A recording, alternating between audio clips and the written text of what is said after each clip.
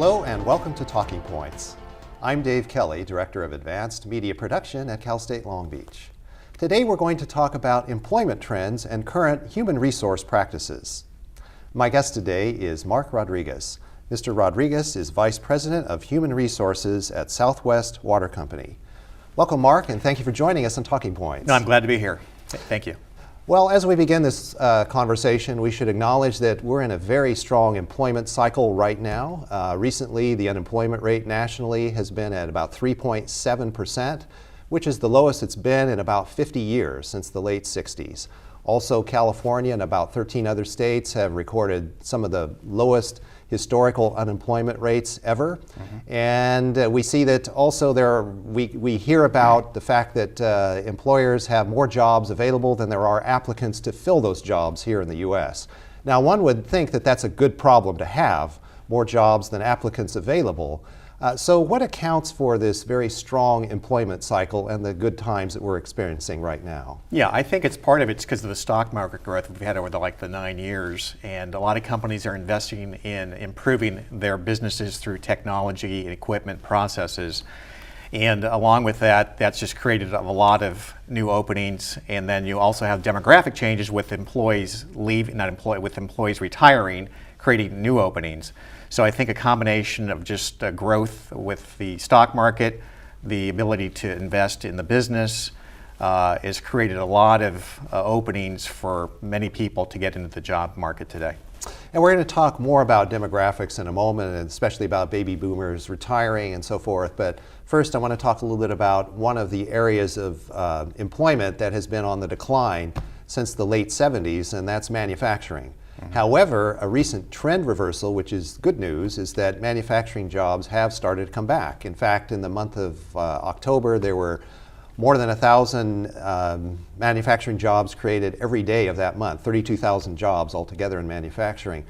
So no one realistically expects manufacturing to pick up and become at the levels that they were in the late 60s.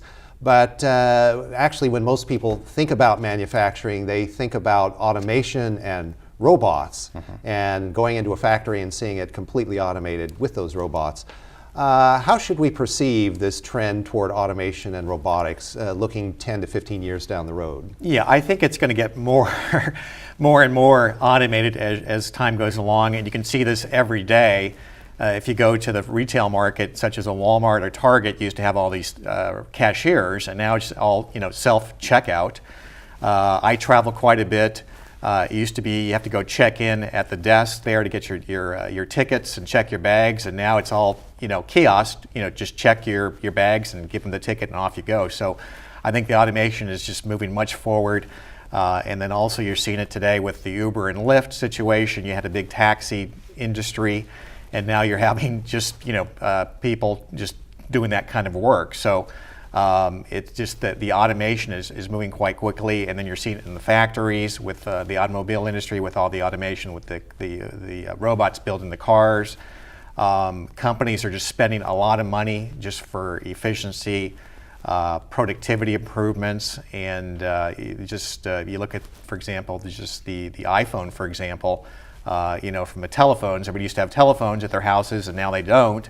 And we basically have like a little computer in our hands to kind of dictate, our schedules, our shopping, our travel, whatever. So automation is here to go, and from an employer perspective, that is going to continue to grow very fast clip as time moves on. So it's just the way it is today. So it's a software-driven world, as we know. Yes. And that's really the essence of the trend. And a lot of people are now using the term automation and robotics interchangeably. Right. And I think we'll see more of that in the future. As we talk about job training and education, technology has certainly changed the game in terms of what employers are looking for, and that has a ripple effect down to the education and job training as young people are coming up and looking to enter the workforce. What about this idea of a college education? Is it really essential in today's high-tech world? We're recording this on a college campus, but we have to be realistic about it. I've got a short list of people that never finished college. Sure. That would include Bill Gates, Steve Jobs, Mark Zuckerberg, Ted Turner, Oprah Winfrey, and Walt Disney, and many, many others. And of course, those are the exceptions to the rule. But there are some good things about college and a college education, but there may be some areas where we need to look at shifting the paradigm. And I'll add to that a question about student loans. What should students that are entering college think about in terms of what those student loans should be used for? Yeah, I think the first question on the value of a college degree, I think it's still very important to have, even if it's an AA degree or a four-year degree. But I think with the proliferation of just online schools, colleges, where you didn't have that before, it's very easy to get a degree, but the caveat with that, it's very expensive, and you mentioned the student loans. And then the third factor in there is the degree appropriate in today's marketplace with the economy? So I believe if you've got a degree in accounting or finance, those kind of degrees are still going to be very applicable, as well as technology, any kind of software, hardware, technical type degrees that you have that as well as engineering. So I think the degree is still important, but however, I think the student should be looking at the job market and doing a lot of research as far as what that job may pay. So if they were going to get a degree in say social science or history and spend $50,000, $100,000 for 4 years of school, it may not be worth the return as far as that degree. You may be self-enriched with that new knowledge, but can you actually apply it, and will an employer hire you with that kind of degree? So I think the applicant, the student, should be looking at the job market, see what those jobs actually require, see what those jobs actually pay. And sometimes I think you'll find on some of those positions a degree is not required. A lot of employers are willing to train people if they've got good basic skills on communications, good aptitude, teamwork. Employers will work with those kinds of individuals to kind of develop and train them go forward. And then on the loans part of it, that, as you know, is a big deal out there. It's a big debt to society.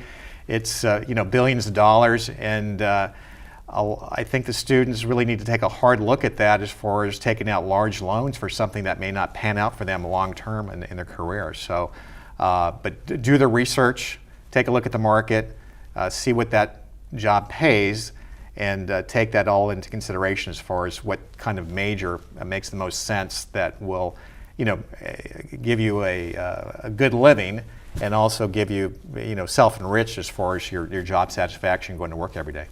And so the standard cliche for many years has been the answer to unemployment is more education. But I think what I'm hearing you say is that the answer is more training or education, but it has to be targeted for a specific application that is going to be beneficial. Yeah, no, I would agree with that.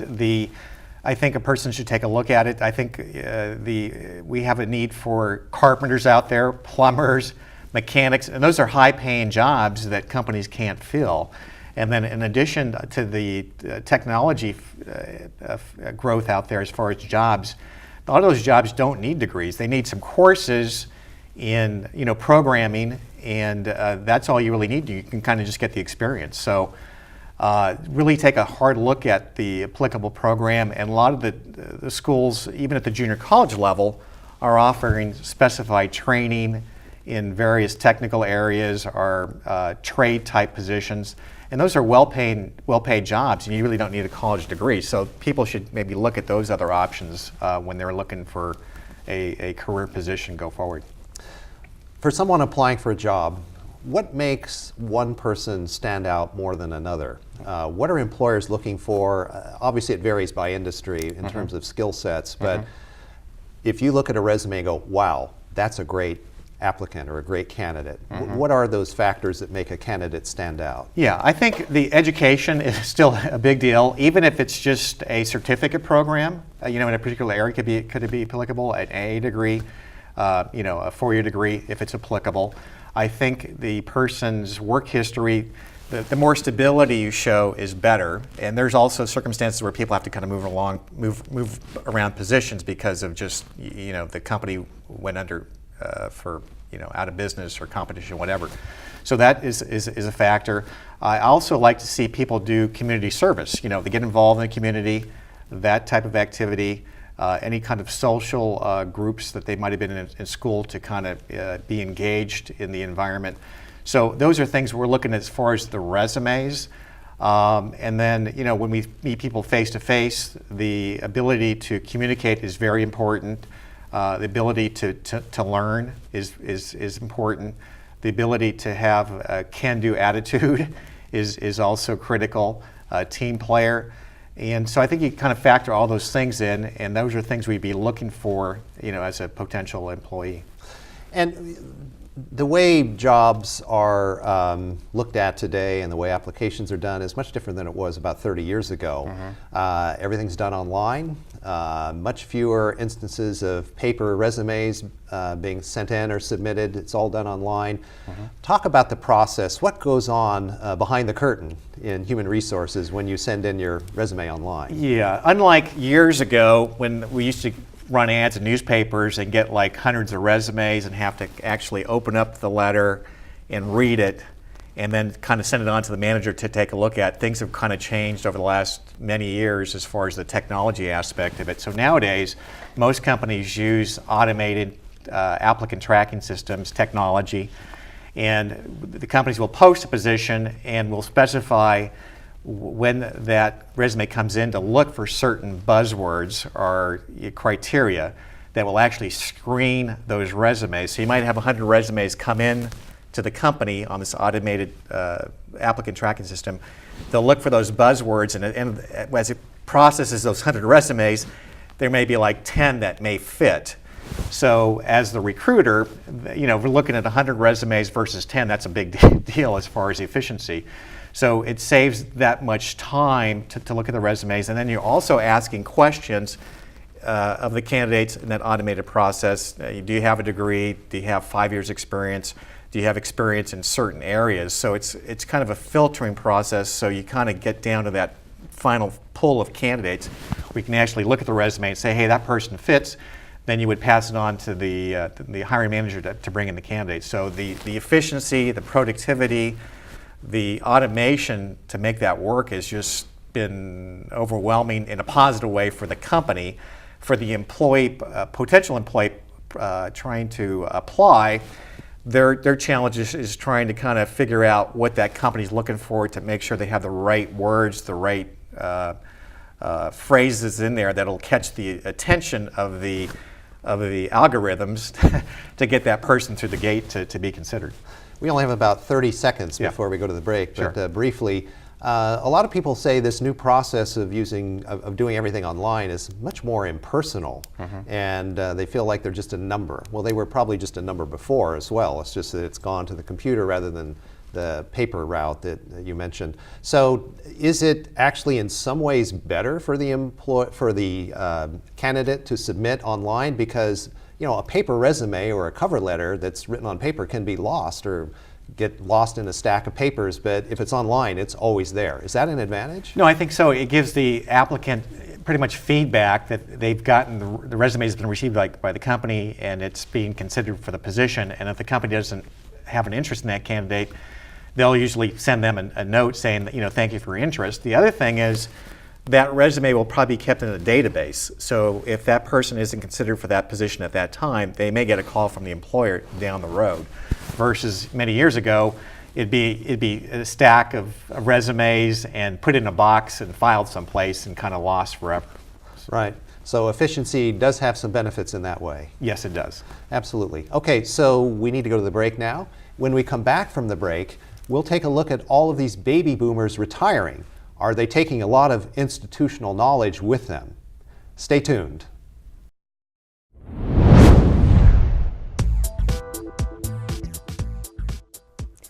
Should your company buy or sell? Expand or not? Relocate? Or simply stay the same? If you'd like to examine past and present predictions, integrating finances and people, and make future predictions based on all that information, a career in economics is for you. You can become a part of this exciting field with a degree from Cal State Long Beach.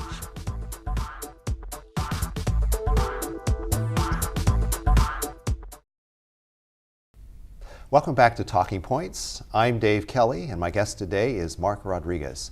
Mark is the Vice President of Human Resources at Southwest Water Company.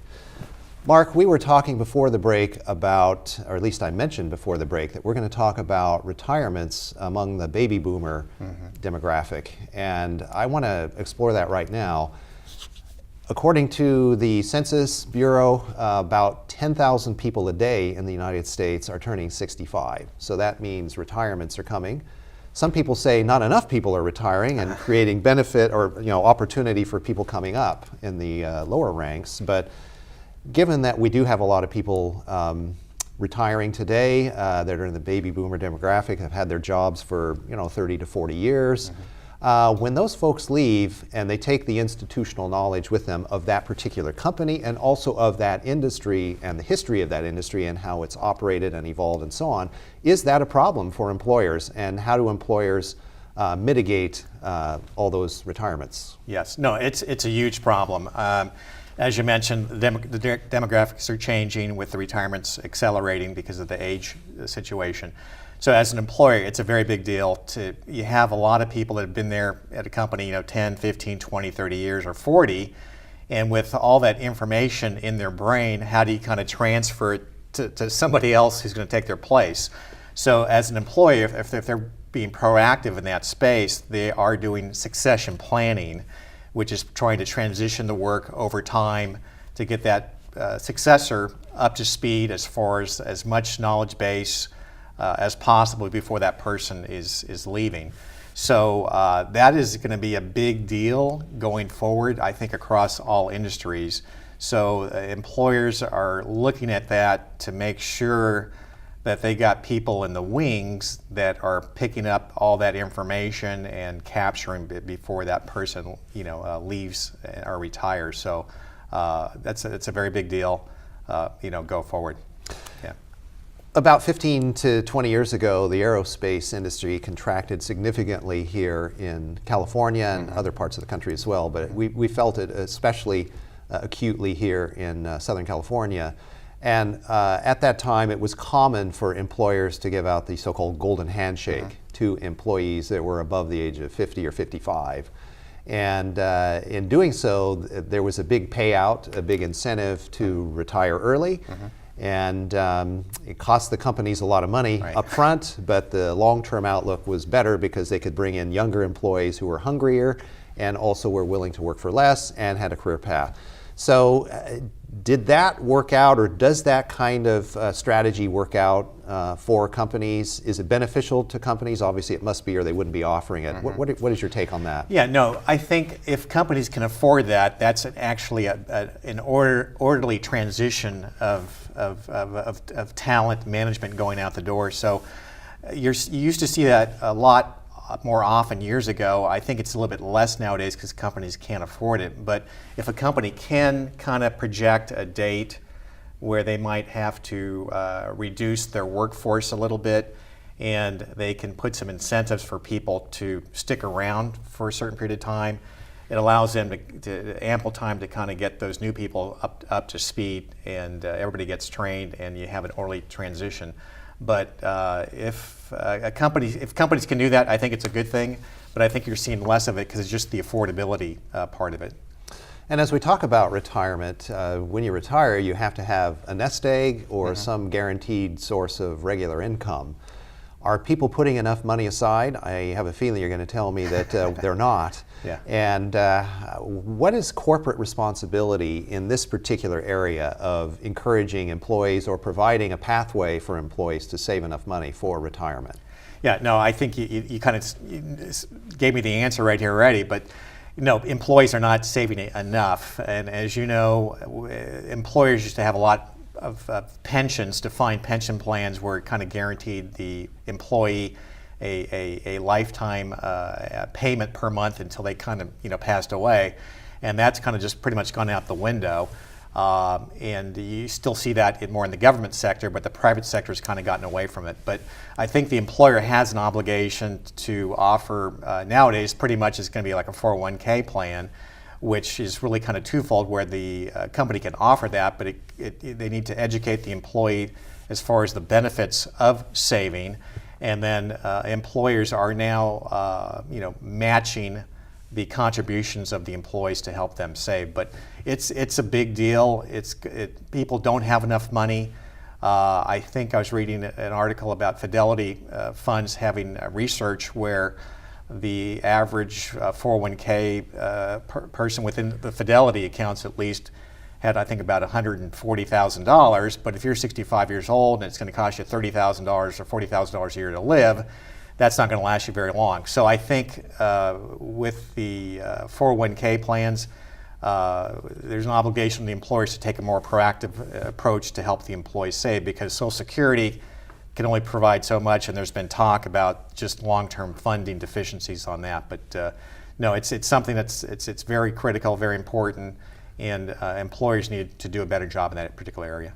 And another change, we talked about the baby boomers being in a company for maybe 30 years and getting the golden watch and the golden handshake and what have you, but that doesn't happen that much anymore. People, unless they're working for an educational institution or a teacher in a school district or something like that, where they might stay for 30 to 35 years. But a lot of people move on and have to manage their own retirement. And are we setting up the system in such a way that the rollovers can happen from one company to the next when people do move from one area to another or one company to another? Is that set up in the way that it should be?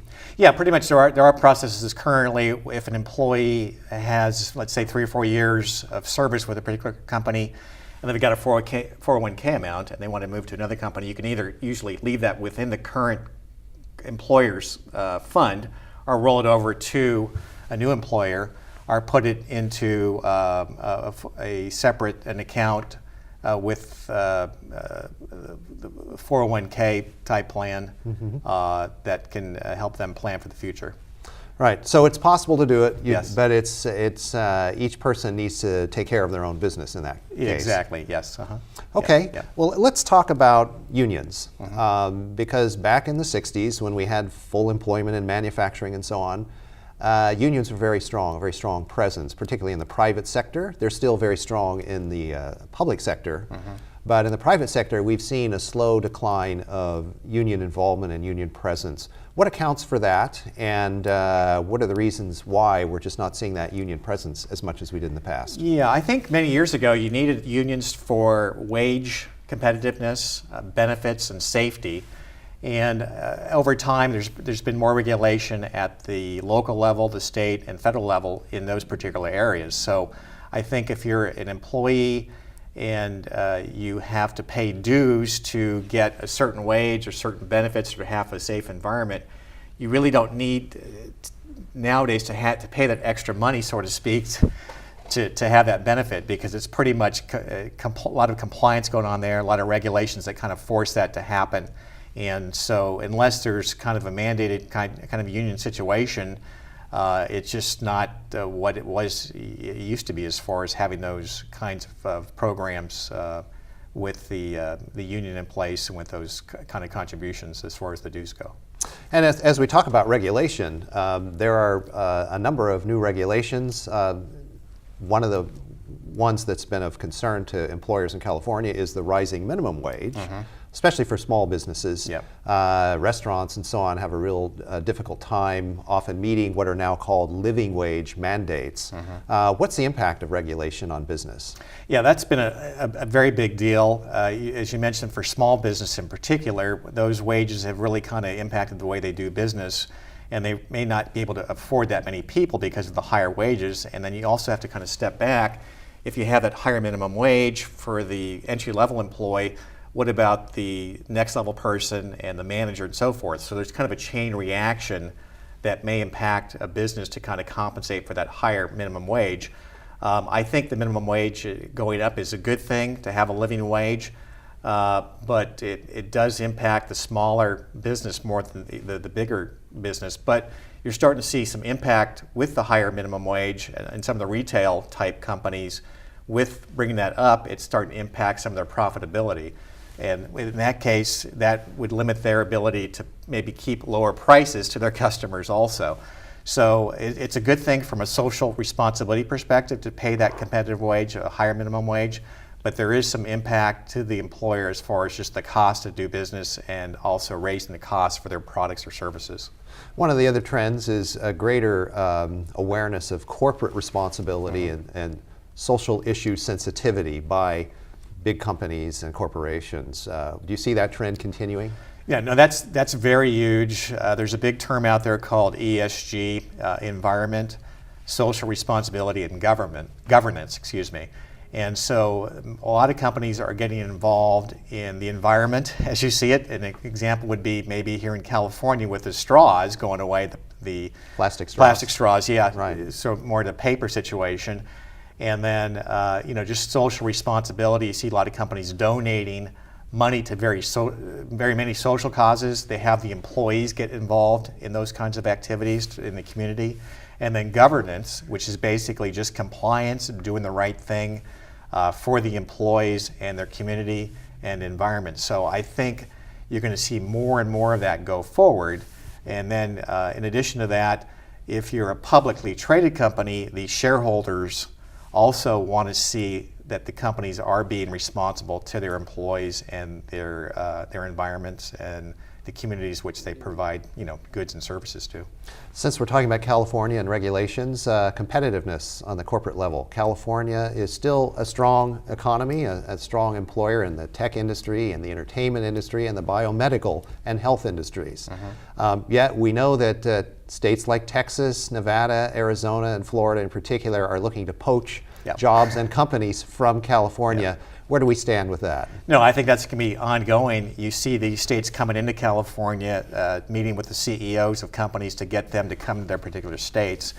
So California, it's a great place to live. There's a lot of talent here. There's established industries in the tech industry, the entertainment industry. So there's a lot of good talent here. But the cost of living is, as you know, is very expensive. And the cost of housing is very, very big deal. So those are things that are getting companies and as well as employees to look outside of the state. And you're starting to see a lot of success of other states pulling companies out. One here locally in the last couple of years is Toyota here that moved from locally out to Texas. So there's a lot of companies, our state governments, like you mentioned, Texas, Washington, Nevada, that are putting a lot of carrots enticing companies to move, and it's making a lot of sense. And on the other side of it, getting people to move to California is very difficult. The same thing to buy a house, and again, the cost of living. The bigger companies can basically maybe afford compensation packages to attract those kind of people in here, but the smaller guys, they just can't compete. So it's going to be a tough haul, a big challenge for California businesses to keep employees here, and then the state of California to basically fend off the guys that are coming in trying to poach the companies out. But competition makes everybody stronger ultimately, doesn't it? Yes, it does. But you got to have the people to do the work, and you can't be competitive if you don't have the people in place. So it's a big deal, and it's a big challenge. And unfortunately, we've run out of time, but I want to thank you for being here today. No, I enjoyed it. Thank you very much. And thank you for joining us on this edition of Talking Points. Be sure to join us again soon for the next episode. Until then, I'm Dave Kelly. Have a nice day.